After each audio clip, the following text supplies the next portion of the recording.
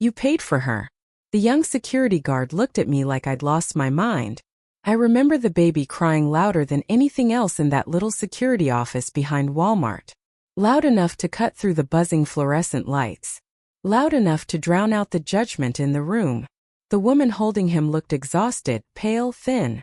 Her dark hair was damp from the rain outside, hanging in tangled strands against her cheeks. And sitting on the metal table between us was the evidence of her crime. 2 cans of baby formula, a box of diapers, baby wipes, 1 small jar of applesauce. The total came to $14,822. The older security officer crossed his arms. She concealed the merchandise and attempted to leave the store, he said flatly. That's shoplifting. The woman lowered her eyes. The baby kept crying. I don't know why that sound hit me the way it did. Maybe because I'd spent 20 years in the Navy hearing every kind of human pain imaginable. Maybe because at 42 years old, living alone in a quiet house outside Fayetteville, North Carolina, silence had become something I feared more than noise. Or maybe because the woman didn't look like a criminal. She looked ashamed. There's a difference. I reached into my purse and pulled out my debit card. I'll pay for it. Both guards blinked. The younger one frowned. Ma'am, you don't have to do that. I know. The older guard studied me carefully. You know her. And that was the moment the lie came out. She's my sister. The woman looked up so fast I thought she might cry, but she didn't. She just stared at me. I signed the receipt quietly while the cashier behind the desk rang everything up again. $14,822. I remember the number because I lived carefully after retirement. I wasn't wealthy. My Navy pension paid the bills, but not much more. $150 wasn't nothing to me. Still, a hungry baby shouldn't pay for adult mistakes. The older guard finally sighed. All right, he muttered. Take the merchandise and go. The woman clutched the baby tighter against her chest. Thank you, she whispered. Her voice surprised me. Soft. Educated. Not the voice people expected from a homeless woman. Outside, rain drizzled across the Walmart parking lot. The sky had already turned dark, though it was barely 6 o'clock in the evening. I walked with her beneath the yellow glow of the parking lot lights. Up close I noticed more details. Her coat was worn and cheap, but beneath it, the collar of her sweater looked expensive once. Her posture was straight despite exhaustion. Her fingernails were clean, even though her shoes were soaked through. Military families notice details. It becomes instinct after enough years. You don't have to explain anything to me, I told her. She adjusted the baby against her shoulder. He's teething, she said quietly, almost apologetically. The baby had finally stopped crying. His tiny fist clung to her sleeve. What's his name? Oh. He's beautiful. Her eyes watered, then just slightly. Not dramatic tears, just the kind people fight hard to hide. For a moment, she looked like she wanted to say something more. Instead, she simply extended her hand. My name is Hannah. I shook it. Ethan. Her hand was freezing cold. You shouldn't have done that, she said softly. I glanced toward the Walmart entrance where people still moved in and out with shopping carts and grocery bags like nothing important had happened. A baby needs formula more than Walmart needs another $150. That almost made her smile. Almost. Then she surprised me again. I'll pay you back someday. I let out a quiet laugh. No, you won't. You don't know me. No, I admitted I don't. Rain tapped lightly against the parked cars around us. A pickup truck rumbled through the lot nearby. For some reason, neither of us moved. Then I noticed something strange. She kept looking over her shoulder, not casually, nervously, like she was afraid someone might appear. You okay? I asked. Her expression changed instantly. Too quickly. The kind of emotional shift people learn after living with fear. I'm fine. I knew that answer. Military women know that answer. We hear it from soldiers after funerals, from wives with bruises hidden beneath makeup, from veterans sitting alone at VFW halls pretending whiskey fixes nightmares. I studied her carefully. You got somewhere safe tonight. She hesitated too long. That told me enough. There's a women's shelter near Bragg Boulevard, I said. Safe place, good people. She nodded politely, though I could tell she probably wouldn't go. People carrying shame rarely walk toward help. They hide from it. I understood that better than most. My divorce 5 years earlier had nearly hollowed me out. Not because my husband cheated, but because after 20 years of military life, I realized I no longer knew who I was without service structure or obligation. Some nights my house felt so quiet it physically hurt. You learn strange things about loneliness after 40. Hannah glanced down at Oliver, sleeping against her chest. Then she looked back at me. Why did you say I was your sister? The question caught me off guard. I thought about it honestly before answering because nobody deserves to stand alone in a room like that. For the first time, emotion cracked fully across her face. Not relief, not gratitude. Pain. Deep pain. The kind that had been building for years. She swallowed hard and looked away before she lost control of herself. Then very gently she squeezed my hand once. No dramatic speech, no tears, no promises. Just one quiet gesture from a broken stranger standing in the rain outside Walmart. A few seconds later, she walked away carrying her baby and those plastic grocery bags like they weighed 100 pounds. I watched her disappear across the far end of the parking lot. Not toward the bus stop, not toward the road, toward an older silver Honda parked near the edge of the lot. One rear window was covered with cardboard. My chest tightened. She and that baby were living in that car. Hannah carefully opened the passenger door and climbed inside with Oliver. The dome light flickered briefly, illuminating her exhausted face one last time before the car went dark again. Then she was gone. I stood there in the rain much longer than I should have. Something about her bothered me. Not fear, not pity, recognition, like somewhere beneath the dirt. Exhaustion and silence. Life had once handed that woman every opportunity imaginable before taking it all away. And I couldn't shake the feeling that her story wasn't over yet. Not even close. 2 weeks later, somebody knocked on my front door at 8:30 in the morning. Not rang the bell. Knocked. 3 firm hits, military style. I looked up from my kitchen table, still halfway through my coffee. Outside the window, early October fog hung low across my yard. My old Labrador Duke lifted his head from the rug but didn't bark. That told me whoever stood outside carried authority. Dogs always know. I opened the door expecting maybe a neighbor or a delivery driver. Instead, a young man in army dress uniform stood on my porch. Perfect posture, fresh haircut, white gloves tucked beneath one arm. Ms. Ethan Miller. Yes. He handed me a sealed envelope. For you, ma'am. The return address meant nothing to me at first. Whitaker Estate, Raleigh, North Carolina. The soldier gave a respectful nod before walking back toward a black SUV parked beside the curb. Not military-issued, private, expensive. I stood there in my robe and slippers, watching the vehicle disappear down my street like something out of an old political thriller.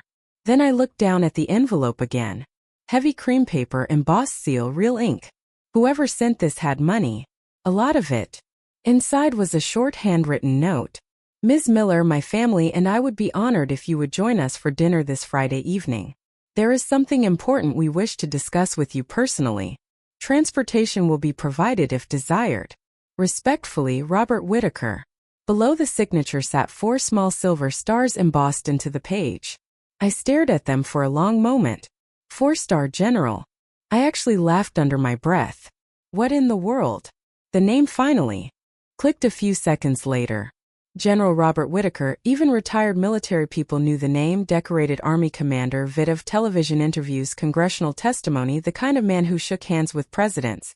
And somehow he wanted to have dinner with me. For the next 2 days, I convinced myself it had to be some kind of veterans charity misunderstanding. Maybe a fundraising dinner. Maybe they wanted donations or publicity.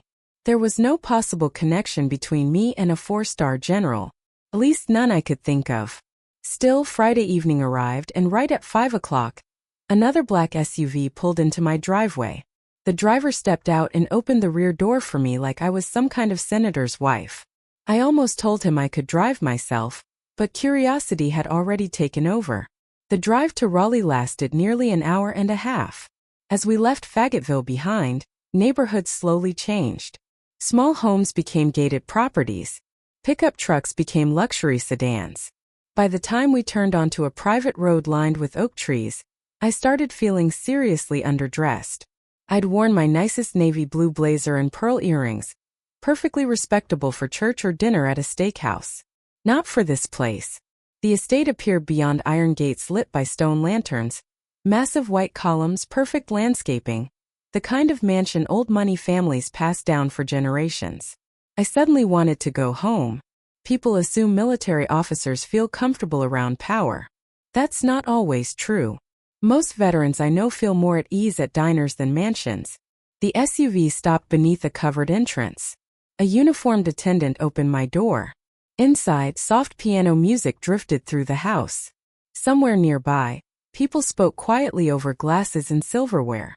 I followed another staff member through a hallway lined with military portraits and framed medals. General Whitaker appeared in several of them, younger, hardied, standing beside presidents and foreign leaders. But one photograph caught my attention immediately. A family portrait, the general, a beautiful brunette woman, likely his late wife. And between them, a younger version of Hannah. My footsteps slowed. Number? No way. The staff member opened double doors leading into a large sitting room. And there she was, the homeless woman from Walmart. Except she didn't look homeless anymore, not even remotely. Her dark hair fell neatly over her shoulders. Her makeup was simple and elegant. The pale silk dress she wore probably cost more than my monthly mortgage payment used to, but it was still her. Same eyes, same sadness underneath them. For a second, neither of us spoke. Then Hannah smiled softly. Hello, Ethan. I genuinely think my brain stopped working for about 3 seconds. I couldn't even finish the sentence. She stepped closer slowly, almost nervously. I'm glad you came. Your eye glanced around the enormous room. What is happening? Before she could answer, another voice entered calmly behind us. She's my daughter. I turned. General Robert Whitaker stood near the fireplace. Tall, silver-haired, broad shoulders despite his age. Even in civilian clothes, the man carried himself like command followed him naturally. His eyes settled on me with surprising warmth. Ms. Miller, he said quietly. Thank you for coming. I recovered enough to shake his hand. His grip was firm but not intimidating. Still, I felt suddenly aware of every scuff mark on my shoes. I think I said carefully, somebody owes me an explanation. Hannah lowered her gaze immediately. That alone told me everything between them wasn't healed. Not yet. The general gestured toward the sitting area. Please sit. A maid brought coffee and quietly disappeared. For a few moments nobody spoke. Then General Whitaker finally exhaled deeply. My daughter disappeared 3 years ago. The room went silent except for the ticking grandfather clock nearby. She left after an argument between us, he continued, and refused all contact afterward. Hannah stared down at her hands. I noticed faint tension in her shoulders. Not fear exactly, more like shame. The general's voice softened. After her mother died, Hannah struggled more than either of us admitted. He looked toward her carefully. She met a man named Caleb Turner. The name itself seemed to darken the room. He convinced her I cared more about military reputation than her happiness. Hannah gave a small bitter laugh. At the time I believed him. The general nodded sadly. By the time I realized who he truly was, she was already gone. I looked at Hannah again, remembering the car in the Walmart parking lot, the cardboard window, the baby formula. How long were you homeless? Hannah swallowed hard. About 8 months. 8 months. Dear God. The general looked older suddenly. Not powerful. Not famous. Just tired. We searched everywhere, he said quietly. Private investigators, veterans networks, police contacts. His eyes moved toward Hannah with unmistakable pain. But shame can hide a person better than distance. Hannah wiped quickly beneath one eye. I didn't know how to come home after everything. The room fell quiet again. Then General Whitaker looked directly at me. 2 weeks ago, he said. My daughter finally called me. Hannah's eyes met mine. She told me about Walmart. I felt my face warm slightly. It wasn't a big deal. The general shook his head immediately. Yes, ma'am, it was. His voice thickened just slightly. For 3 years, my daughter believed she was too ashamed to come home. Hannah finally broke then, not loudly, just silent tears sliding down her face. And the general looked at me with the expression of a father who had nearly lost his child forever. You gave her the courage to walk back through my front door. I stayed at the Whitaker estate nearly 4 hours that night, long enough for the formal atmosphere to slowly disappear. Long enough to realize General Robert Whitaker wasn't inviting senators and wealthy donors over for dinner every evening. The man was lonely. That surprised me more than the mansion. Power has a strange way of isolating people. I'd seen it happen to high-ranking officers during my Navy years. The more respected they became publicly, the fewer people spoke honestly around them privately. By 9:30, the staff had mostly disappeared into the background. Hannah had changed into jeans and a cream-colored sweater, looking less like somebody from a magazine cover, and more like the exhausted young mother I'd met outside Walmart. Oliver slept upstairs in the nursery, and the general sat across from me holding a coffee mug with both hands like he was trying to warm something deeper than his fingers. I owe you the full truth, Hannah said quietly. I leaned back in the leather chair. You don't owe me anything. Yes, she said. I do. The general didn't interrupt. That told me he already knew what was coming. Hannah stared into her coffee for several seconds before speaking again. When my mother died, everything changed in this house. Her voice remained calm but barely. My father buried himself in work. I buried myself in pretending I was fine. The general lowered his eyes. That kind of guilt doesn't disappear with rank. Hannah continued softly. I met Caleb 6 months later. I already disliked the man, and I hadn't even seen his face. He was charming, she admitted. Funny, confident, nothing like the military men I grew up around. I nodded slowly. I'd heard versions of this story before. Not from wealthy women specifically, from lonely women. Those are different things. At first, she continued, he made me feel understood. Her mouth tightened slightly. Then little things started changing. The general quietly stood and walked toward the fireplace, listening without speaking. Hannah kept going. He didn't like my father. That feeling was mutual, the general muttered dryly. Despite the heaviness in the room, I almost smiled. Hannah did too faintly. Caleb used to tell me my father only cared about image, she said. That military families don't know how to love normally. I noticed her hands trembling slightly now. He kept saying, wealthy people only help others. When cameras are watching. I leaned forward carefully. That's how emotional isolation starts. Hannah looked at me immediately. You understand it? Unfortunately, I'd spent enough years around military spouses, abuse shelters, and struggling veterans to recognize manipulation almost instantly. Real predators rarely begin with cruelty. They begin with comfort. He slowly pushed everybody out of my life, Hannah admitted. Friends first, then extended family, then eventually my father. General Whitaker remained standing by the fireplace, staring at the flames. I warned her about him, he said quietly. Hannah nodded. I know, the general's jaw tightened. But I warned her like a commander, he admitted, not like a father. Nobody spoke for a few seconds after that. That sentence alone explained years of damage. Hannah exhaled shakily. The night I left home, she said we had a horrible fight. The general closed his eyes briefly. He told me if I walked out with Caleb, I was making the biggest mistake of my life. And I told him I hated him. Silence settled over the room. I looked between them and suddenly understood something painful. Neither one had stopped loving the other. They'd simply stopped knowing how to reach each other. Hannah wiped beneath one eye. I thought Caleb loved me enough to protect me from everything. Her laugh this time sounded hollow. Turns out he mainly needed somebody to pay his bills. The general finally sat back down heavily. He drained her savings within a year, he said. Then began opening accounts in her name. I frowned. Fraud. Hannah nodded weakly.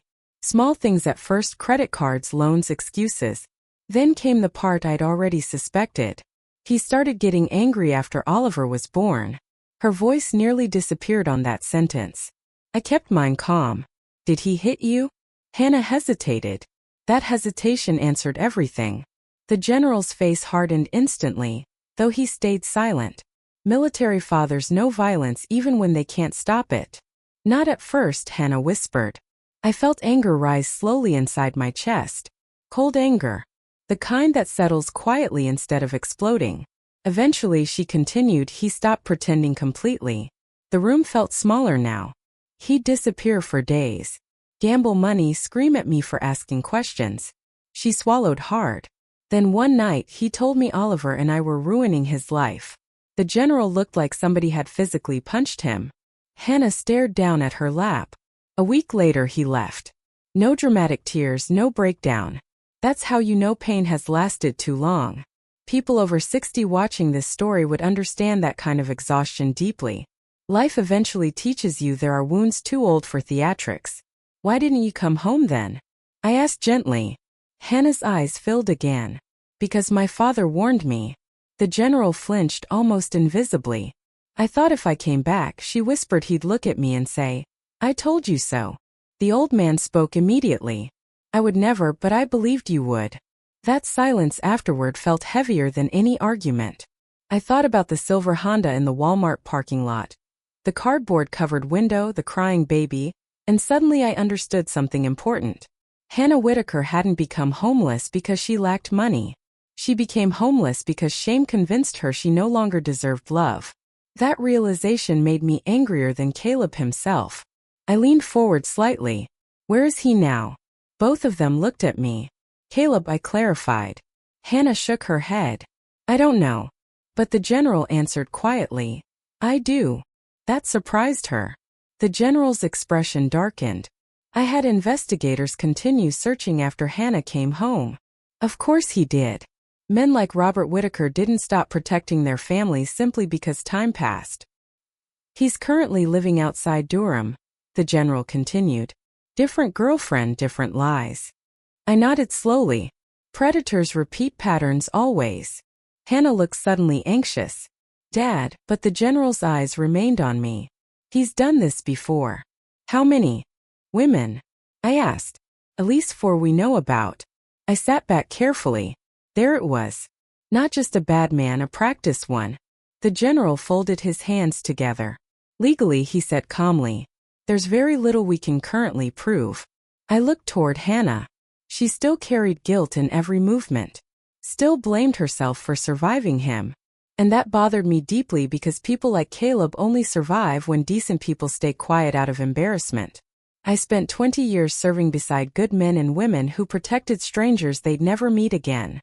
I wasn't about to sit quietly while some coward continued destroying vulnerable women. I looked directly at Hannah. Listen to me carefully. She met my eyes. Being deceived by evil does not make you weak. Tears slid silently down her cheeks. Then I looked toward the general. And men like Caleb Turner only survive because nobody finally stands up and says enough. The old soldier stared at me for a long moment. Then slowly, for the first time all evening, General Robert Whitaker smiled. The first thing I learned after 20 years in the Navy was this. Real predators count on exhaustion. They don't target strong people because they enjoy challenge. They target wounded people because wounded people apologize while being robbed. That thought stayed with me all week after my dinner at the Whitaker estate. I tried pretending the situation wasn't my business. I really did. I walked Duke every morning through my neighborhood outside Fayetteville. I attended my veteran support meetings twice that week. I changed the oil in my old Ford Explorer myself because retirement teaches you strange forms of stubborn independence. But every quiet moment brought me back to Hannah sitting in that Walmart security office holding her crying baby. And every time I remembered her apologizing for stealing formula, I got angry all over again. By Thursday afternoon, I finally called somebody I trusted. Frank Delaney, retired military police, 68 years old, twice divorced, permanent bad attitude. One of the most reliable men I'd ever known. He answered on the 3rd ring. Well, he grumbled. Either somebody died or you need help moving furniture. I need information. That's usually worse. An hour later, we sat inside a diner near Ramsey Street drinking terrible coffee beneath flickering fluorescent lights. Frank listened quietly while I explained everything. The Walmart incident. Hannah, General Whitaker, Caleb Turner. When I finished, Frank leaned back in the booth with a low whistle. You sure know how to find peaceful retirement. I'm serious. I know you are. He stirred cream into his coffee. That's the problem. Frank had spent decades investigating domestic abuse around military communities. He recognized the pattern immediately. Guy isolates wealthy daughter, drains finances, moves on to emotional abuse. He shook his head. Classic parasite. You heard the name before?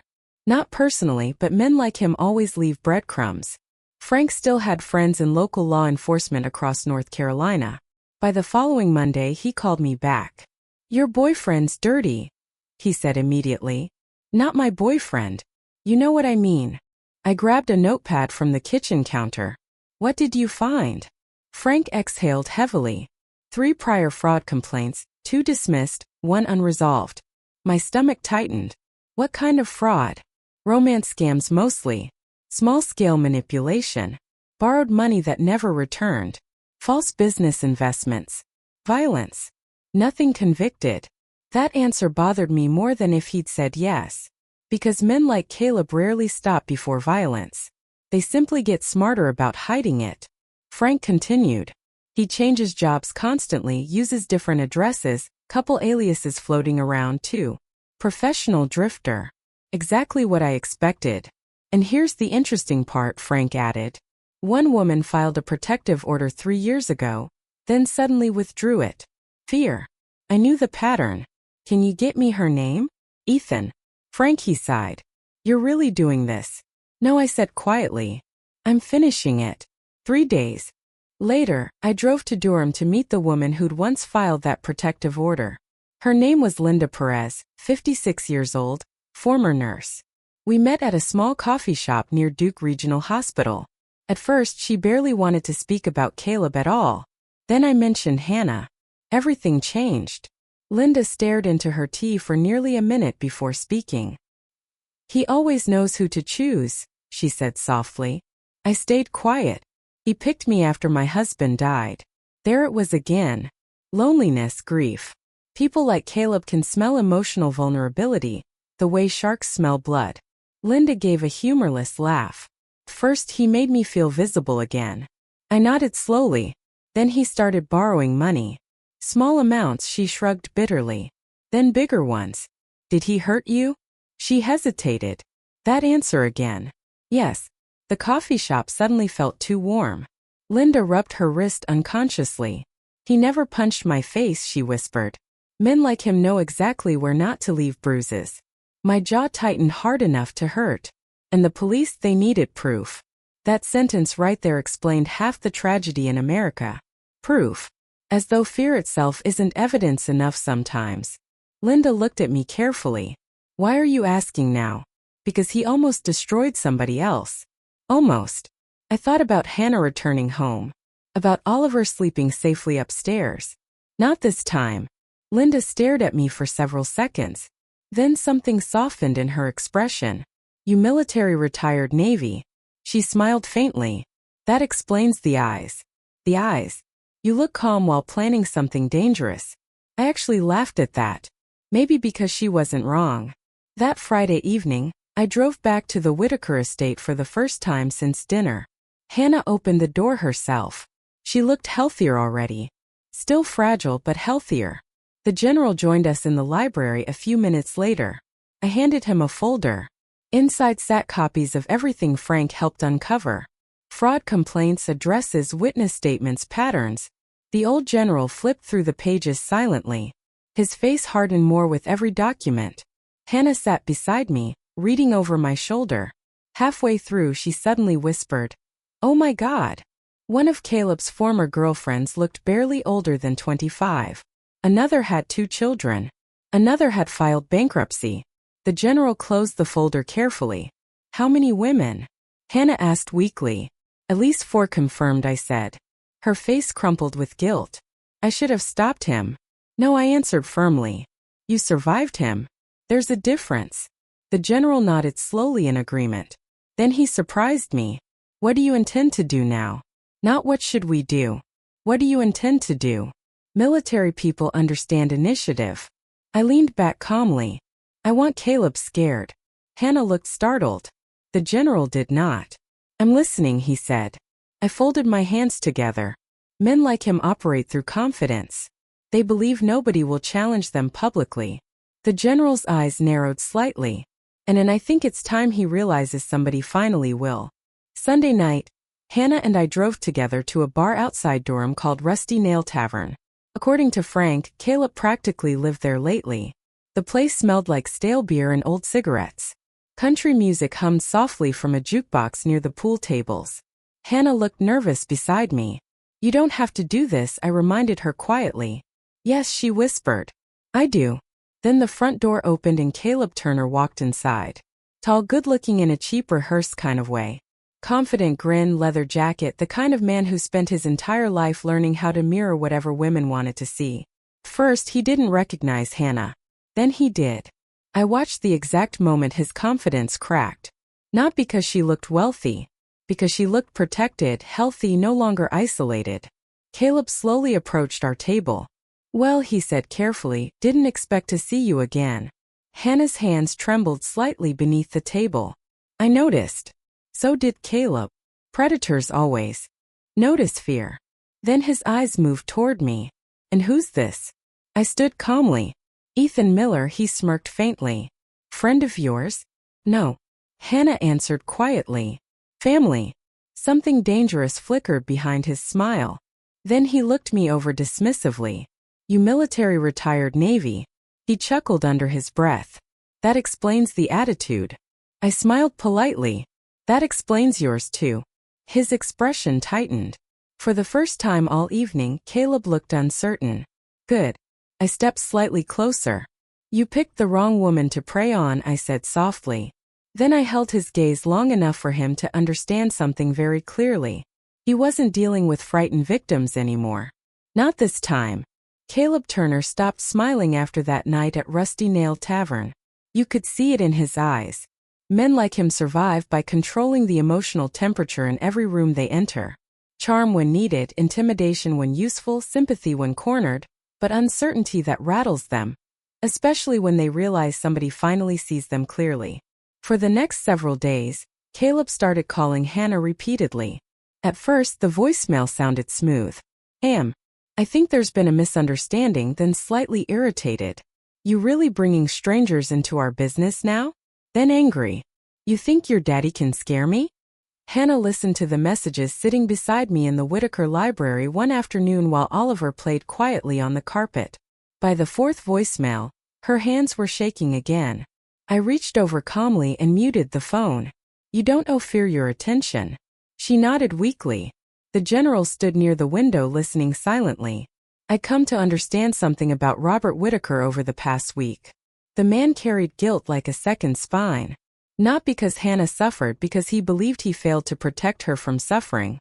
That burden ages fathers faster than war ever could. "He contacted you directly?" the general asked carefully. Hannah nodded. "He found my number somehow." The general's jaw tightened.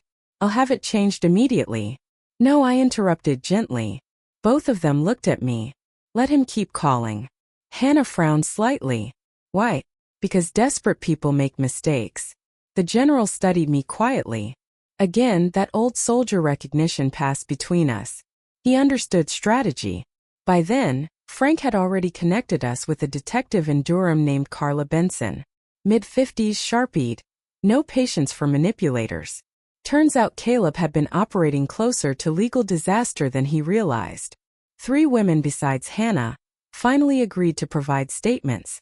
Linda Perez, a divorced schoolteacher from Greensboro, and a young widow named Megan Hall, who'd lost nearly $40,000 after Caleb convinced her to invest in a fake trucking business. Every story sounded painfully similar. Charm, isolation, dependency, fear, then abandonment. Detective Benson spread the files across her desk when I met her downtown. "Guys like this usually slip through," she admitted. "Victims feel embarrassed. Cases stay fragmented. But not anymore." "No," she agreed quietly. "Not anymore." She tapped one folder. "The financial fraud finally gives us traction." "What about the abuse?" "Benson. Harder to prosecute." That answer frustrated me, though it didn't surprise me. America still struggles understanding emotional abuse, unless bruises become visible enough for photographs. Before I left, Benson looked at me carefully. Most people walk away from situations like this. I shrugged. Most people didn't watch a mother steal baby formula because she ran out of options. The detective nodded slowly. Fair point. 3 nights later, Caleb made his biggest mistake. He contacted another woman, not knowing police were already monitoring him. According to Detective Benson, later Caleb attempted convincing the woman to co-sign a vehicle loan using falsified employment paperwork. Fraud documented recorded enough for an arrest warrant. Frank called me at 6:15 the following morning. They're picking him up today. I sat quietly at my kitchen table gripping the phone. Not excitement, not satisfaction, relief. Because predators rarely stop voluntarily. They escalate until somebody finally forces the world to see them clearly. Where? I asked. Apartment complex outside Durham. I hesitated. Then Hannah should be there. Frank went silent briefly. You sure? Yes. Some endings matter. By 10:30 that morning we stood across the street from a faded brick apartment building, while unmarked police vehicles waited nearby. The sky hung gray and cold overhead. Hannah stood beside her father wearing a long wool coat, nervously twisting her gloves together. Oliver stayed back at the estate with a nanny. General Whitaker looked calm externally, but I noticed his fists opening and closing slowly beside him. Combat veterans recognize adrenaline in each other immediately. You okay? I asked quietly. The old general gave a short breath of a laugh. I've negotiated military operations with less stress than this. That nearly made me smile. Then Detective Benson's voice crackled through a nearby radio. Target exiting. Caleb stepped outside holding a paper coffee cup. Completely relaxed, completely unaware. For one brief second, I saw the exact man Hannah once fell in love with. Confident, attractive, easy smile. Then police moved in from both sides. The coffee hit the pavement first. What the hell is this?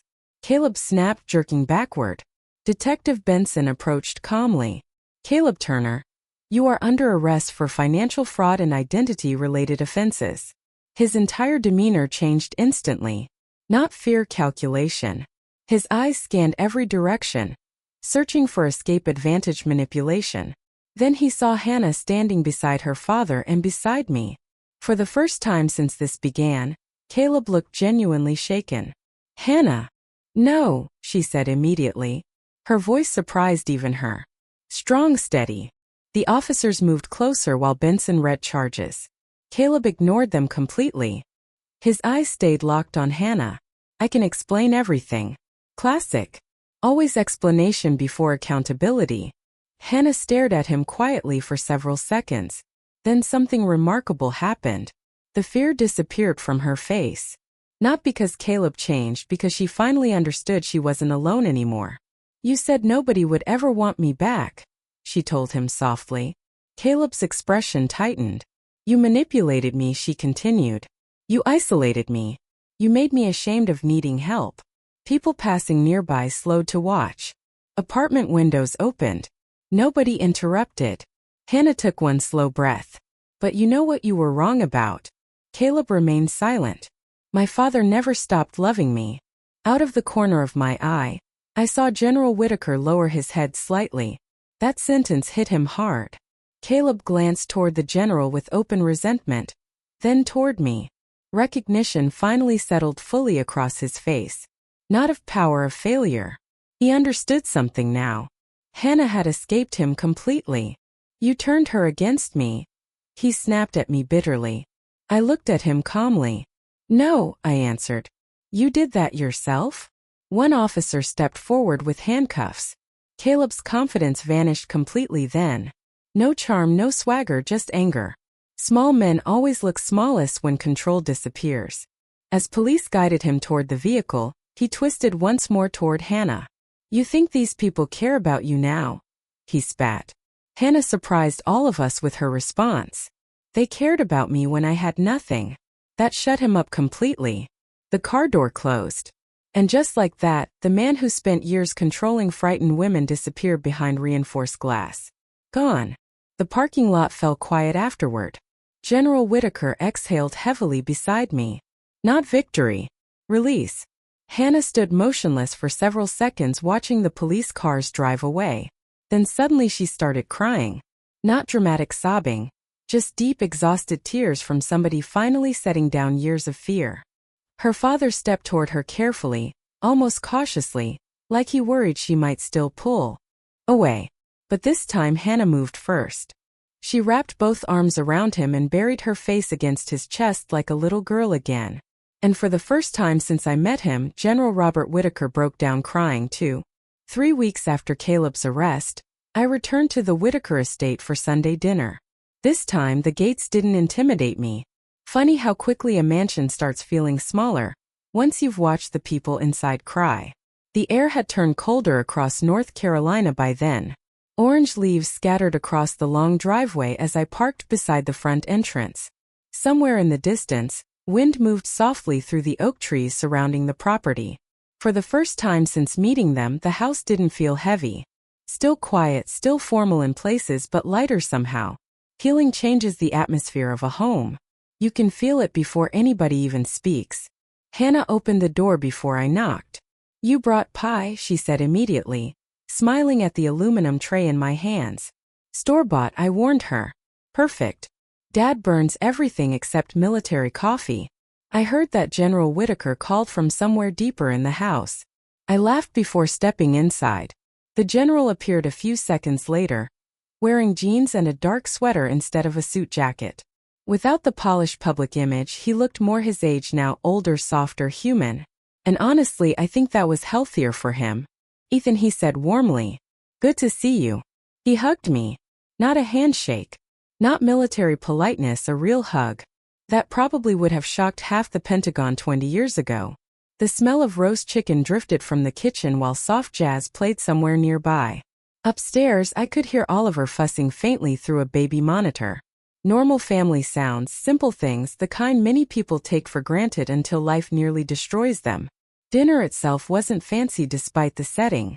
Roasted vegetables, chicken, mashed potatoes, sweet tea. Honestly, it reminded me more of a church potluck than some wealthy formal gathering. And that was exactly why I liked it. Halfway through dinner, Hannah suddenly looked toward her father. "I told Ethan what happened after Mom died." The general set down his fork slowly. "All of it. Most of it." A shadow crossed his expression. For a moment I worried the old tension might return. Instead he nodded quietly. "I suppose it's fair she knows my failures too." Hannah immediately shook her head. "Dad, no." He gave her a gentle look. "She deserves honesty." The room grew quieter then. Outside wind brushed softly against the windows. The general folded his hands together carefully. "When my wife died," he began slowly, "I didn't know how to stay a father." Nobody interrupted. "I knew how to command troops, solve crises, lead operations." His voice tightened slightly. "But grief inside your own home feels different." Hannah stared down at her plate.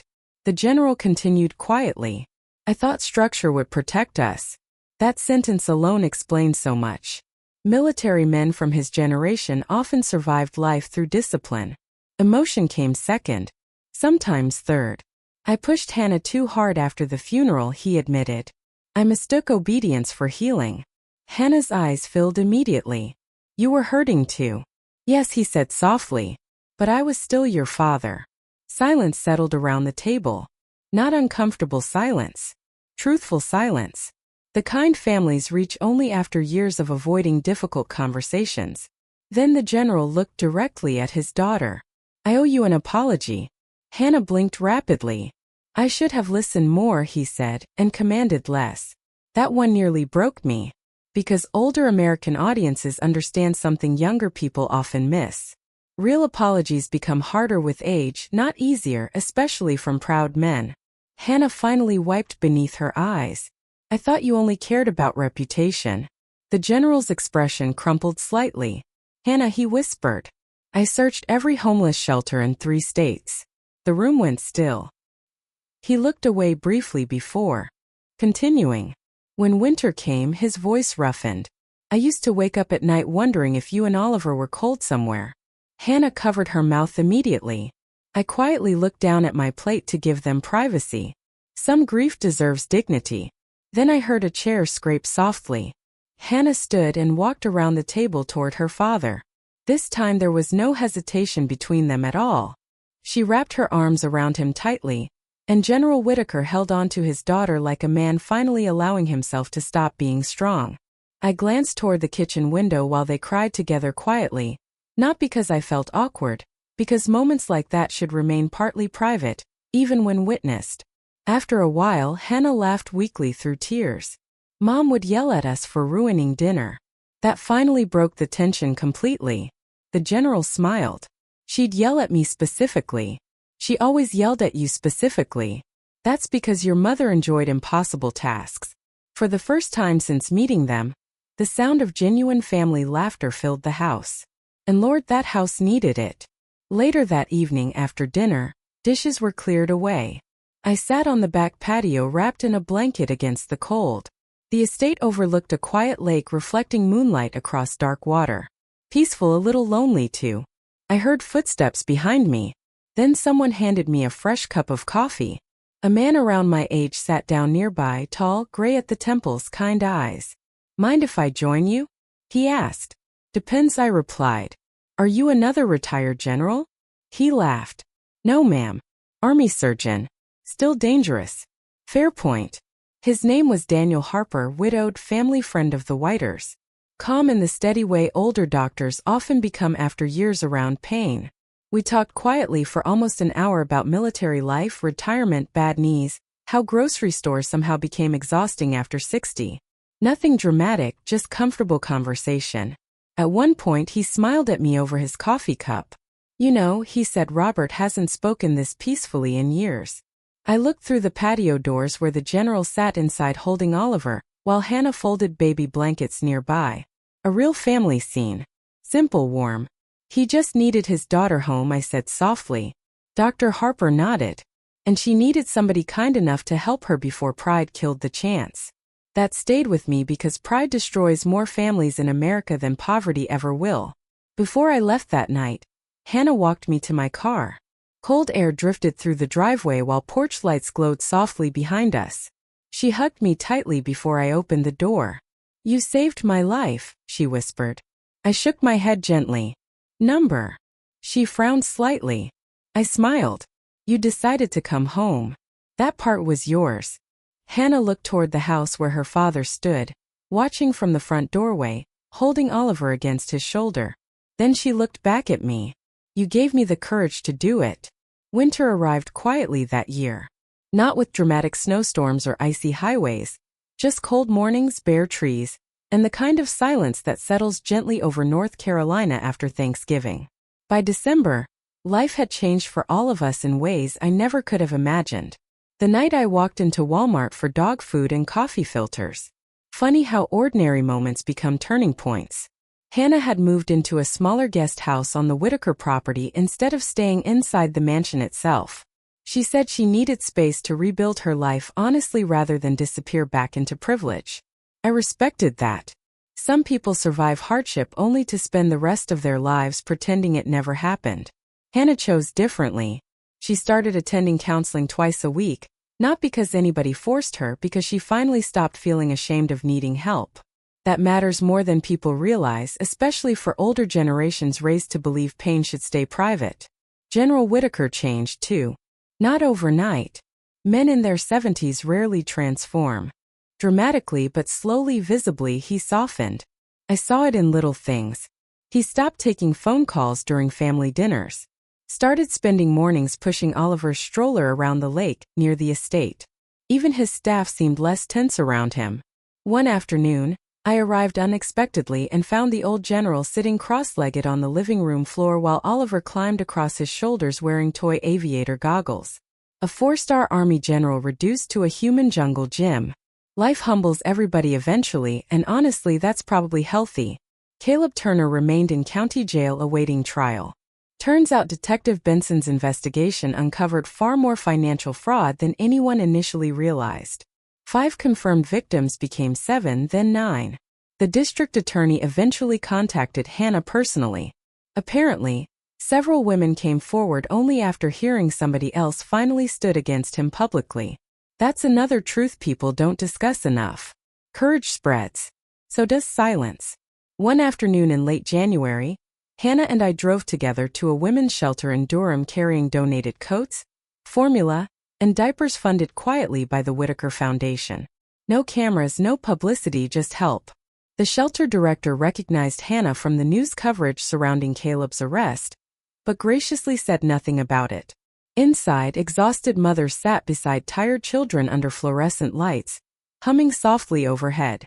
The place smelled faintly of soup, detergent, and old carpet. Human survival? Hannah grew unusually quiet while unloading supplies. "You okay?" I asked gently.